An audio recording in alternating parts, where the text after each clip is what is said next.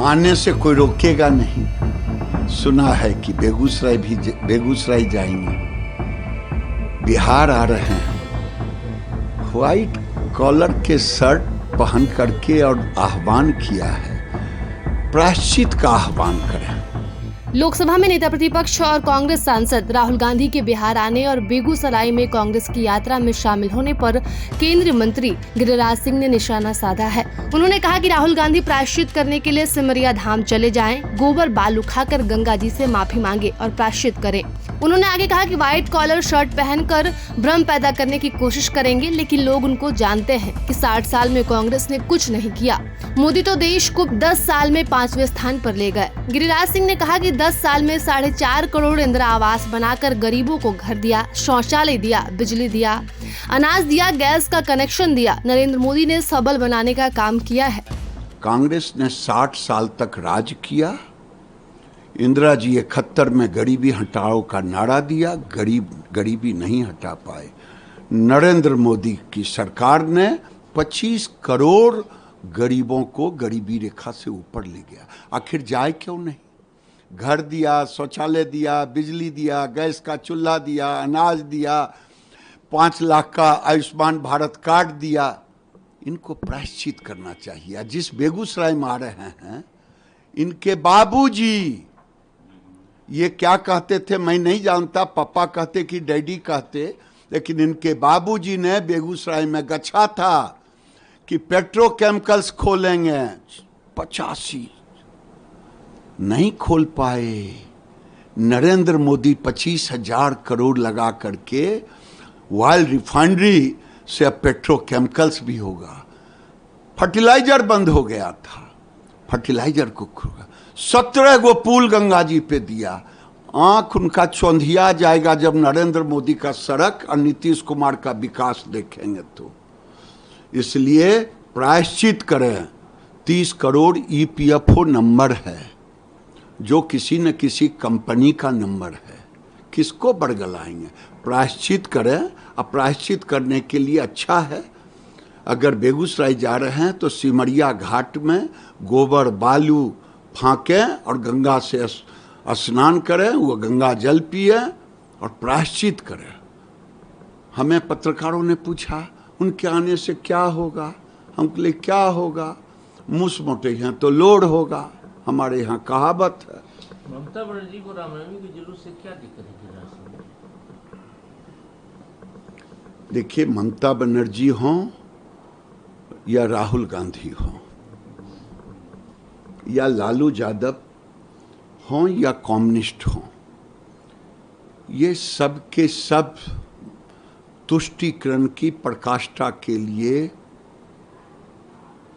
मुसलमानों को खुश करना चाहते हैं। सब तो चलेगा देश के लोग जग रहे हैं, समय का इंतजार की। अखिलेश यादव तो बोलते हैं सबसे ज्यादा लैंड माफिया भाजपा में है। वो गड़बड़ा गए हैं। जोगी जी के लोकप्रियता से वो थोड़ा नर्वस हो गए हैं, इसीलिए इस तरह की बात बोल। अमित शाह जी का बयान आया है कि मार्च 2026 तक नक्सल पूरी तरह खत्म हो जाएगा। ये उग्रवाद और आतंकवाद ये कांग्रेस का देन था, टुकड़े टुकड़े गैंग का देन था। उग्रवाद को और आतंकवाद को अगर कोई किसी ने किया, देश के प्रधानमंत्री नरेंद्र मोदी और अमित शाह ने मिलकर के, और ये कहा है केवल जुबान से नहीं। आप देखें, पहले कांग्रेस की सरकार थी, मिली जुली थी, और आज कार्रवाई हो रही है। जब बीजेपी की सरकार बनी, नक्सली ढेर हो रहे हैं, खत्म होगा। वक्फ बिल से अगर राहुल गांधी को दिक्कत था तो डिबेट में भाग क्यों नहीं लिया उन्होंने? गिरिराज सिंह जी, उनके पास बोलने के लिए कुछ था ही नहीं। प्रियंका गांधी भी गायब। झूठ बोलने के सिवा कुछ बोल ही नहीं पाते। झूठी तो बोलते, क्योंकि ये जो वक्फ बिल में संशोधन हुआ है, गरीब मुसलमानों के लिए हुआ है, बेवा के लिए हुआ है, जो विधवा हैं जिसको बेवा, उनके लिए हुआ है। तो गरीब मुसलमान जो आज तक उससे अलग रहा, वो लोग अब चलाएगा, उसके लिए हुआ है। दूसरे की जमीन जो हड़पो आंदोलन था वो खत्म। स्थापना दिवस है, गिरिराज सिंह जी भारतीय जनता पार्टी का, आज कैसे देखते हैं इस लंबे सफर को? देखिए, पूरे देश में हम 6 अप्रैल को भारतीय जनता पार्टी के कार्यकर्ता स्थापना दिवस मनाते हैं। स्थापना दिवस जब मनाते हैं तो इसके इतिहास में जाते हैं। हमने मातृ संगठन आरएसएस को छोड़ करके 6 अप्रैल 1980 को हमने भारतीय जनता पार्टी बनाया अटल जी के नेतृत्व में, और आज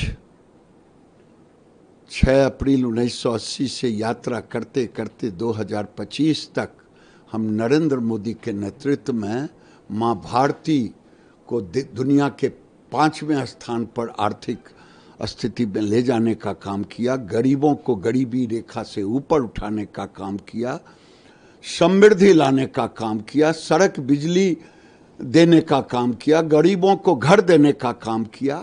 और स्थापना दिवस में अपने इतिहास को भी जानते हैं कि जब हम जनसंघ के रूप में थे तो क्या क्या किए, और पहली पार्टी जनसंघ थी जो देश में आपातकाल के विरोध में अपनी पार्टी को मर्ज किया था। प्रभातखबर.com, विश्वास वही, रफ्तार नहीं।